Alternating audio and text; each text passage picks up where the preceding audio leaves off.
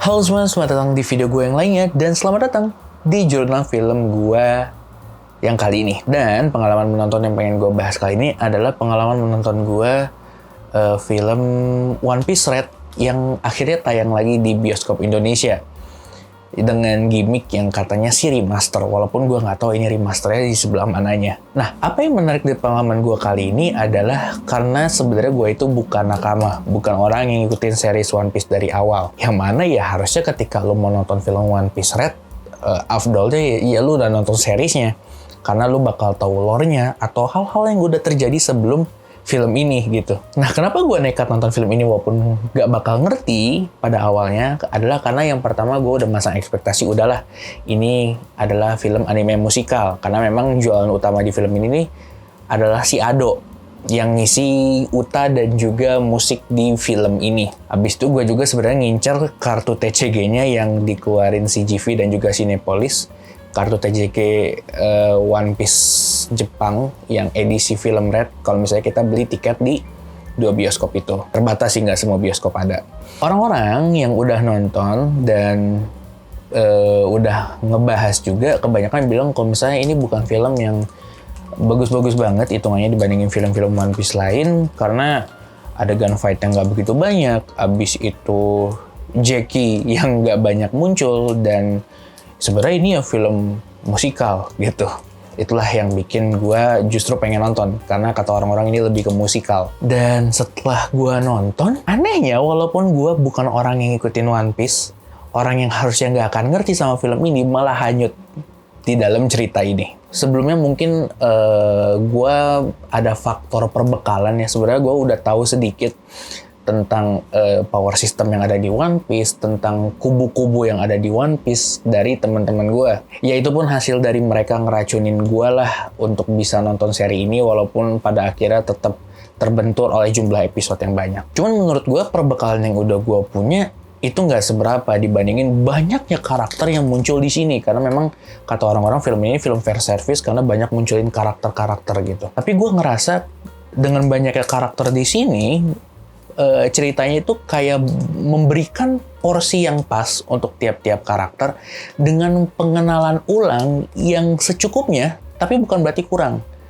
Cukup untuk peran dia di film ini gitu. Jadi tanpa perlu mengenal lebih jauh, kita udah tahu mereka ini siapa, ngapain, bisa apa gitu. Misalnya kayak dialog singkat, oh ini ternyata anaknya Big Mom, kakaknya si A, B, C, yang gitu-gitu. Baik dari kekuatannya, apakah dari Devil Fruit atau dari Haki, ya gue sedikit banyak tahu lah, walaupun ada beberapa yang miss, kayak Nami, dia bisa ngilang, gue itu nggak tahu dia dari mana. Kayaknya gue harus konsultasi lagi ke orang lain.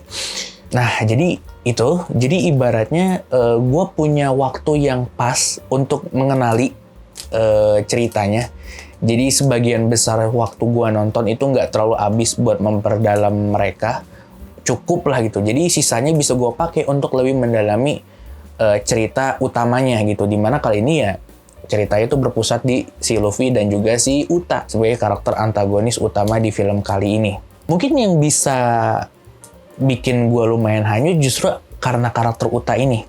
Menurut gue untuk karakter yang baru dibikin untuk film dari sebuah franchise besar, ini karakter yang menurut gue lumayan rumit loh.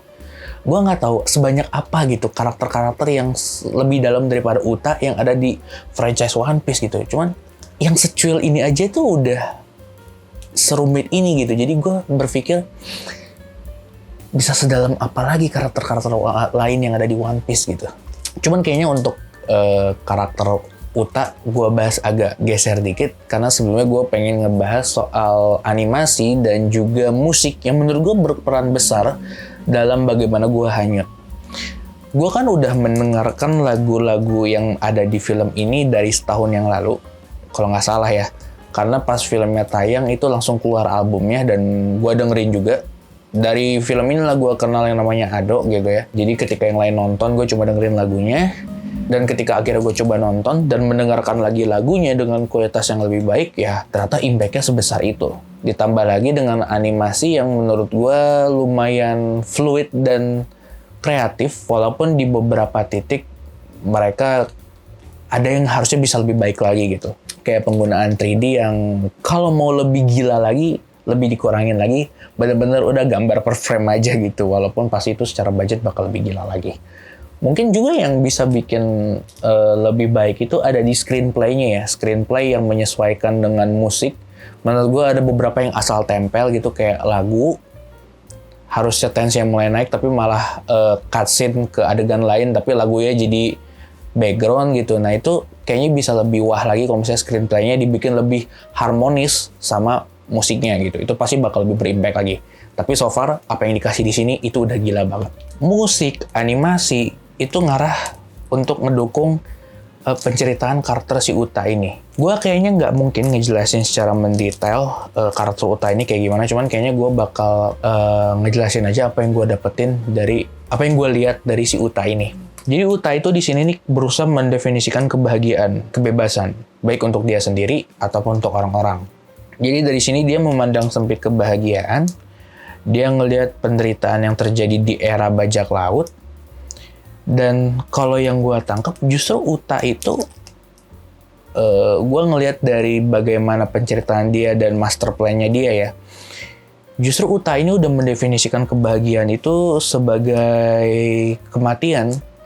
Di sini dia udah ngegambarin, gue nggak tahu secara langsung apa nggak langsung, kalian langsung lihat apa enggak. Cuma di sini Uta udah ngasih tahu kayak, lu kalau mau paling bahagia paling bebas ya mati, lu nggak ngapa-ngapain, lu nggak memikirkan masa depan, lu nggak berjuang akan sesuatu, udah lu mati gitu. Itu kebahagiaan yang ada di kepalanya dia, dan itu cuman dia kesimpulkan sendiri, dan gue melihat itu tuh sebagai hal yang membuat dia kesepian. Itu tuh kebahagiaan dan kebebasan yang sepi, sehingga dia malah mau coba untuk mengajak orang lain, mengajak semua orang, memaksa semua orang untuk ikut bahagia sesuai dengan bahagianya dia gitu. Dia udah punya satu ideologi kebahagiaan, tapi ideologinya ini malah bikin dia kesepian. Nah ya biar nggak kesepian ya udah dia ajak orang, dia paksa orang untuk ikut dengan ideologi itu tadi gitu. Itu sih yang gue lihat dari si karakter si Uta ini. Awalnya kita lihat dia dari layer luar itu sebagai oh ya udah karakter yang cuma memang bias lah, kayak pengen bikin bahagia orang dengan musik, tapi ternyata musiknya tuh lebih daripada itu gitu. Gue nggak tahu menurut kalian gimana dengan karakter itu, cuman kalau buat gue sendiri itu tuh udah karakteristik yang ya itu, gue sering bilang kayaknya kalau misalnya gue nonton anime ataupun manga itu biasanya karena antara depresif atau dia ngasih pesan-pesan makna-makna kehidupan yang bisa jadi bahan renungan gitu. Dan di sini hebatnya gue dapet itu gitu. Awalnya gue kira gue cuma bakal menikmati lagu dan gak ngerti sama sekali ceritanya, tapi berujung dengan hanyut gitu di situ. Itu baru karakter Uta loh, belum beberapa faktor lain kayak karakter-karakter yang mendukung perjalanan karakternya dia gitu. Kayak si Jackie itu, walaupun sedikit, gue bisa ngeliat lah perannya dia di perkembangan karakter si Uta gitu. Di situ juga gue ngeliat tentang mimpi gitu ya. Ketika apakah lu mau untuk mengejar mimpi yang lebih besar, di saat dalam mencapai itu lu harus meninggalkan rumah lu gitu. Apalagi ya yang bisa gue lihat dari Uta. Itu sih yang gue lihat. Apalagi? Ya gitu sih, pengalaman gue nonton One Piece Red kali ini lumayan unik gitu. Ketika awalnya gue kira gue gak akan ngerti sama sekali, tapi turns out gue malah lumayan hanyut di situ gitu. By the way, gue di beberapa titik di adegan fight-nya tetap ngerasa merinding loh, walaupun gue nggak ngerti dan belum punya empati yang cukup untuk semua karakter di sini, khususnya untuk Topi Jerami. Ada beberapa titik adegan fight final itu cukup bikin gue merinding sampai bulu kuduk gue bagian situ lumayan gitu. Sebenarnya gue udah invest, cuman belum banyak. Walaupun belum sedalam itu, tapi gue malah udah jatuh ke sini.